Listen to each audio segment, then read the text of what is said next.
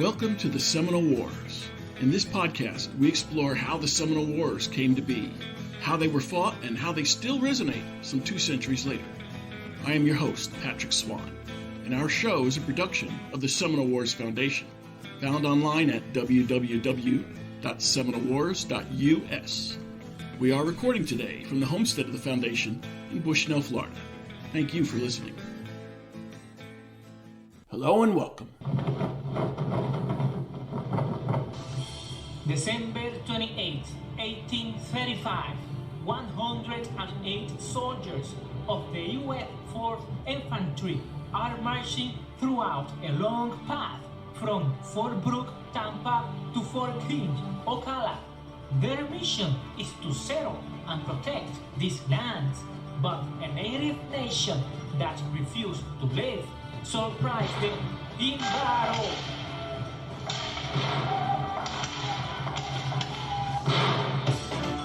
U.S. Army.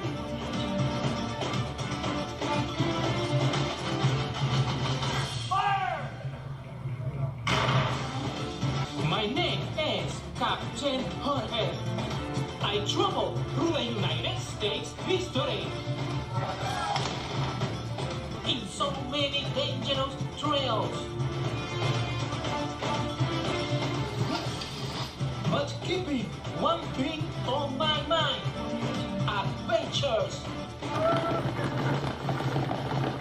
Traveling with Jorge. That infectious enthusiasm for history, my friends, comes from Captain Jorge Nunez. He wears the tri-cornered hat of a pirate, plundering the depths of Florida history so that we can learn more. As we learned from that audio clip, Captain Jorge has been at the Dade Battlefield, where he submitted a report about the battle and the reenactment. And he hasn't stopped with the Dade Battlefield. Jorge Nunez dons a pirate cap and a canoe paddle, investigating and exploring Florida's history, including the Seminole Wars. In this episode, we'll speak to Jorge Nunez all about the captain and his adventures around Florida, covering Seminole War battles at the various battle sites and state parks in the state. Jorge Nunez, Captain Jorge, welcome to the Seminole Wars. Thank you so much for having me in your podcast about Seminole Wars. Very important topic. Jorge Nunez, native of Puerto Rico, resident of Florida.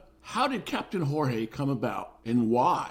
I grew up in Puerto Rico, in an island surrounded by history. We are native Taínos, and I grew up learning about Native Americans and the history of our country. And then I moved to Florida.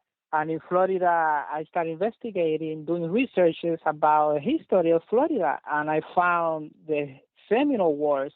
And I said, wow, this is so much information, so much history happened here, and people do not know about it. Most of the people do not know. And the history is right there, their backyard. Talking with people about history, they suggested to me, why you don't make a YouTube channel and start making videos? And I liked the idea. I said, wait a minute. Yeah, why not? Let's go out and let's explore. Let's visit the state parks, reenactments, museums. Yeah, and that is how traveling with Captain Jorge came up, how everything started. Florida has a lot of history, of course. Our listeners will be pleased that your first episode focused on the Dade Battle. My first episode was the Dade Battlefield. Yes, I picked a good one. It's very rich in history, amazing. I went to Bushnell, Florida, and I visited the state park. Yes, I walked around. They have some monument for the soldiers that fell in battle. Looked at everything. I interviewed people in the park, in the state park, and visited the museum. And that's how I made that first video. The Dade Battle was an amazing place, very educational. I invite people to visit the state park. They have very detailed information about what happened there. It's called Battlefield because Major Dade and his command, they were walking from one place to another place and were ambushed by the Seminoles. And all the history is very well detailed on that state park. Very good. Besides going to the actual location of historical sites, how does Captain Jorge inform himself of the history? Doing researches. Going to online, looking at the calendars for reenactments. That's how I found out, Okay, there's a reenactment about the Dade Battlefield. What I showed on the videos is the information that I obtained when I visited the state park. How have your videos been received on YouTube, where you post them? Oh, people on YouTube? Yeah.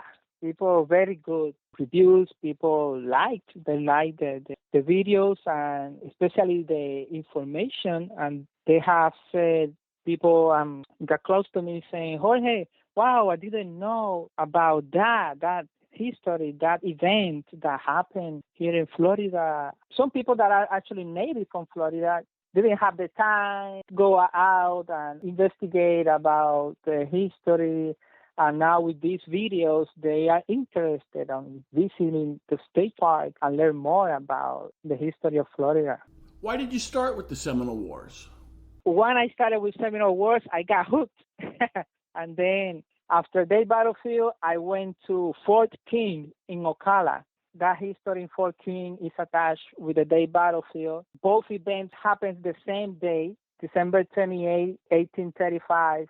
Osceola was involved in an event in Fort King. A group of Seminole were involved. We'll let Captain Jorge pick up the narrative from there. On December 28, 1835, the same day that the Major Dade and his command were ambushed by the Seminoles, Osceola was involved in an event at Fort King that has been remarkable unto these days. The coordinates have been taken to sail to the city of Ocala to find Fort King historic landmark. The Fort King historic landmark. Well, the soldiers of Major Dade's column were not able to sail there, as Captain Jorge is able to do. They had to march, and they marched up the Fort King Road. Tell us about that. There is a trail, which is called the Fort King Trail, and soldiers were walking from Tampa, Fort Brooke, Tampa. They were in the way to Ocala, to Fort King. And in the way to Fort King, they were ambushed by the Seminoles. So in my second video, I went to Fort King. I visited the place. I interviewed the people in the park. They gave me a tour. Jorge, so fantastic first two episodes, the Dade Battle and then Fort King, where Osceola assassinated the Indian agents on the same day. Then where did you go? I went to Fort Cooper. Major Cooper, he had a battalion of Georgia volunteers. Civilians, also called slave chasers, joined the United States soldiers to chase the slaves, the runaways, and slaves that joined the Seminoles. This is in Inverness, Florida. There was a battle. Anthony Cooper got injured, and they built a barricade to keep the wounded protected against the Native Americans. There was a reenactment right there. I attended to the reenactment. Here, Captain Jorge picks up the narrative. 1836, the Second Seminole War has started. General Winfield Scott, the first American commander during the war, failed his attempts to trap the Seminoles' warships. Scott's army marched south with wounded and sick men without enough supplies.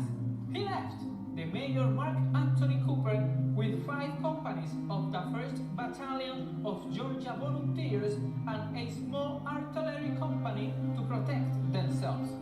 As the cove of the Lacuche River provided shelter for a large group of Seminoles, Cooper's men built a temporary fort in his honor to protect themselves, known today as Fort Cooper. I have the map and the compass to find the city of Inverness, Florida, and Fort Cooper State Park. I got quickly into Citrus County and Fort Cooper State Park. To find my goal, I had to get inside the forest and walk through the old military road. A dangerous path during the war. Significant battles took place on this road.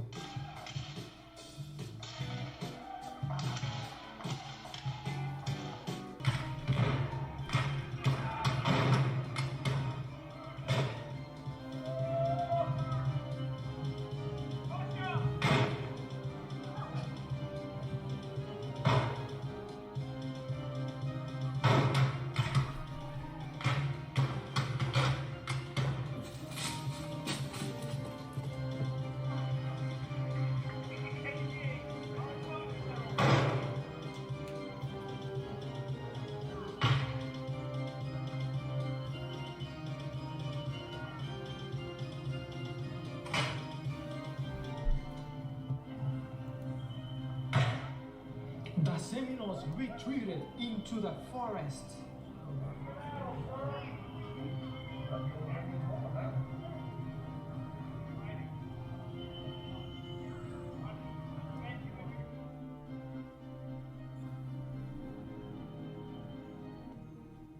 "16 days later, the General Winfield Scott arrived at Fort Cooper with supplies. The Major Anthony Cooper lost 2 men. Do not know the number of Seminoles down. I have accomplished my voyage to Fort Cooper State Park. This is Traveling with Jorge. On to the next episode." His next destination witnessed many battles during the Second Seminole War. Captain Jorge, however, focuses on the peaceful aspects of this town, with roots tracing back to the U.S. territorial days, 1821. I went to the town of Micanopy. Yes, amazing town, full of history. The town is named Micanopy in memory of Chief Micanopy that lives in that area. There was a battle there, Battle of Micanopy. I visited the museum, and in the museum they have all the information about the history of the place. Once again, Captain Jorge. I am at the town of Micanopy. Produced by the state of Florida. They are Micanopy's prime chiefs during the Second Seminole War. Captain Jorge's next destination was not the scene of a Second Seminole War battle per se. However, it did feature Seminoles and destruction during that time period, and that's good enough for me. After Micanopy, the other video, the Bulow Sugar Plantation, that is near Daytona Beach. Yes, it's also related with Native American, with the Seminole Wars.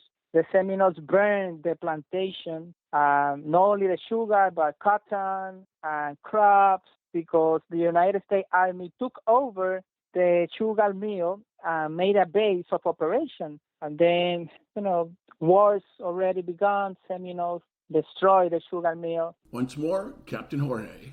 Our adventure is to find what used to be the Bulowville, now known as the ruins of Bulow Sugar Mill Plantations. Plantations supplied food and shelter to the United States Army. The Seminoles burned and destroyed the sugar mill. Today remained the sugar mill ruins of once used to be the Bulowville. After that, I went to Camp Monroe in Sanford, Florida. The Museum of Seminole County History, they made a reenactment event called Camp Monroe. Programming note, Bennett Lloyd, coordinator for the Museum of Seminole County History, will join us for 2 episodes to discuss the museum and its Seminole War aspects and the Battle of Camp Monroe. Stay tuned. Because in Stanford, there is a lake. The name of that lake is Lake Monroe. And it's in memory of Camp Monroe, because to make the story short, the history short, the Seminoles were there. They were running away, from the war and running south and to the San John River. And then they stayed there.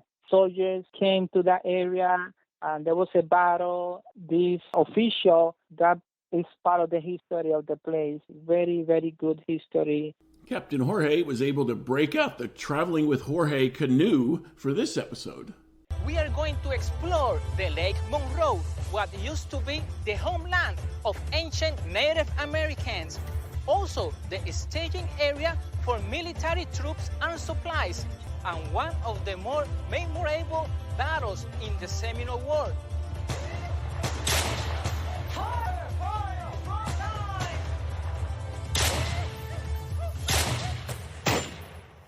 The Battle of Camp Monroe.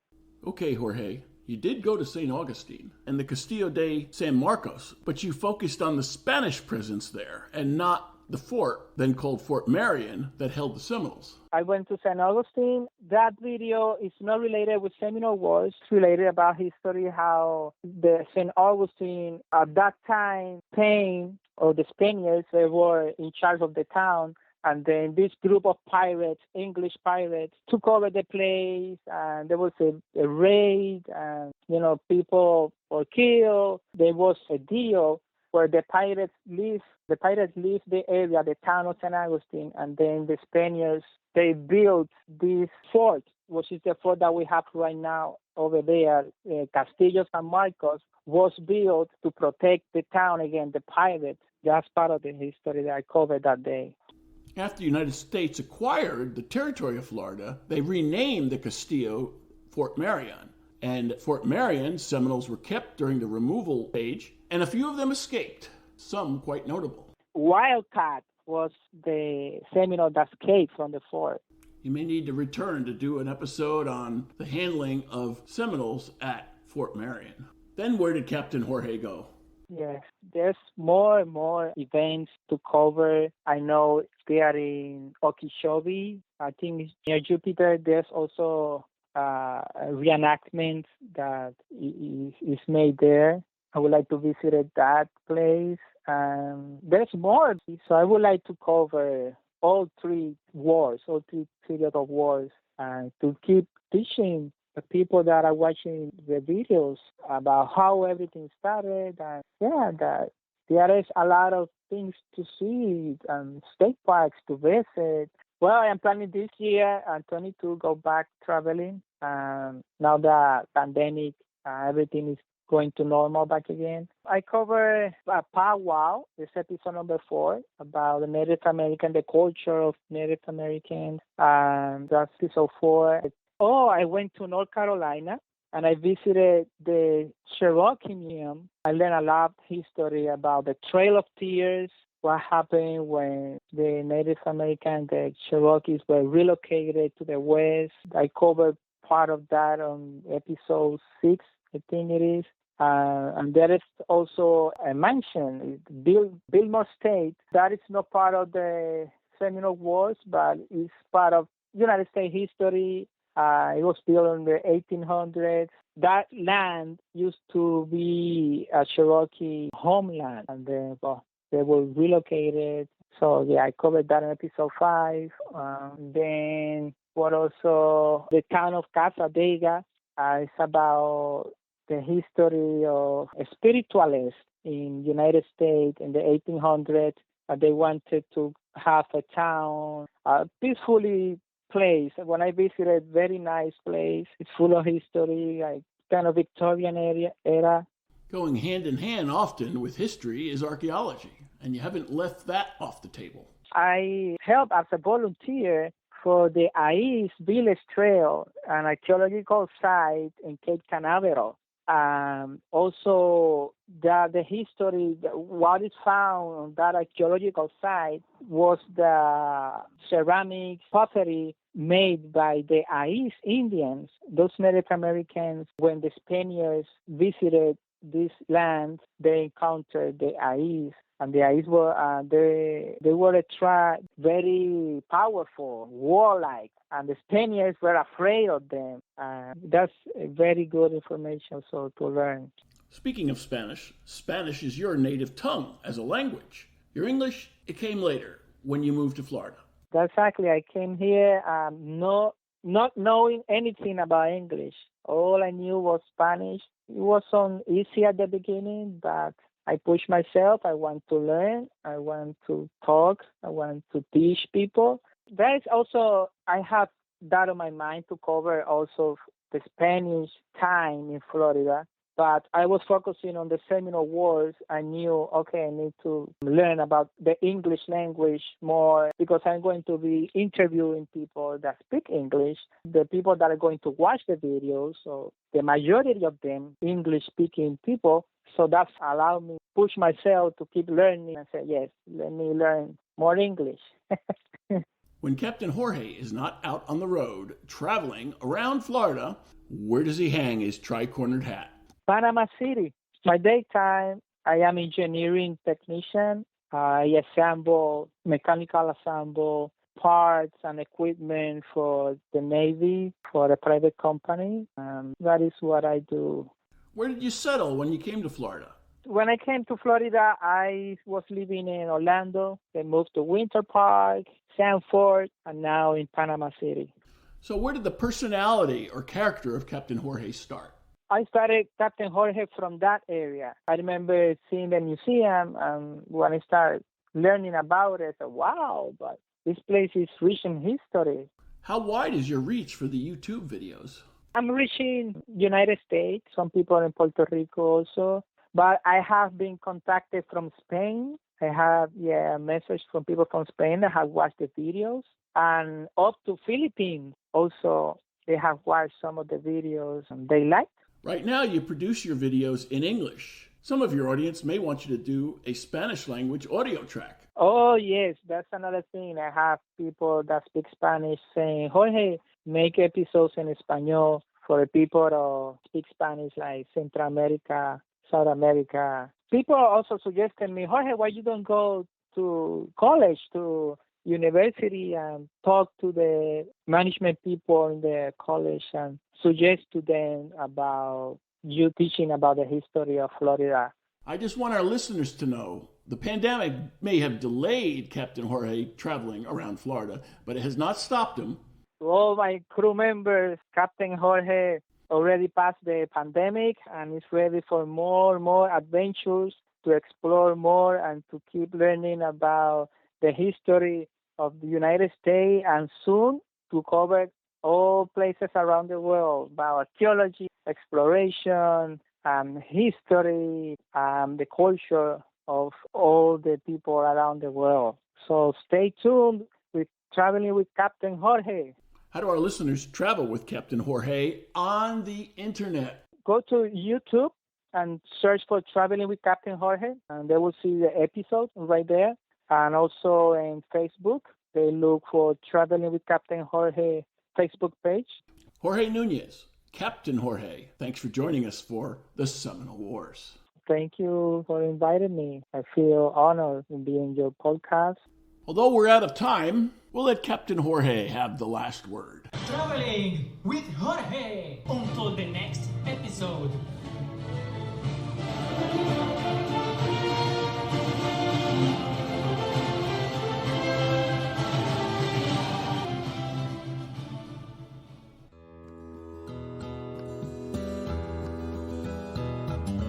If you enjoyed this show, please take a moment to like us on Facebook at Seminole Wars Foundation.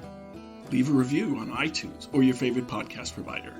Your reviews and comments help new listeners discover us and help us keep the show going. Visit our website at www.seminolewars.us for blogs, articles, news, books, events, membership information, and how to subscribe to this podcast. We'll be back soon with a new episode of the Seminole Wars Podcast. The Seminole Wars Foundation is a 501c3 nonprofit organization dedicated to preservation, education, and publication of Seminole Wars history throughout the state of Florida. This podcast is copyrighted the Seminole Wars Foundation 2022. All rights reserved. Front bumper music, The Devil's Garden, Roast 'em, provided by kind permission of Reedy Youngman. Back bumper music, Second Seminole Win, by Jed Merrim and Ricky Pittman, courtesy of Ricky Pittman. All rights reserved.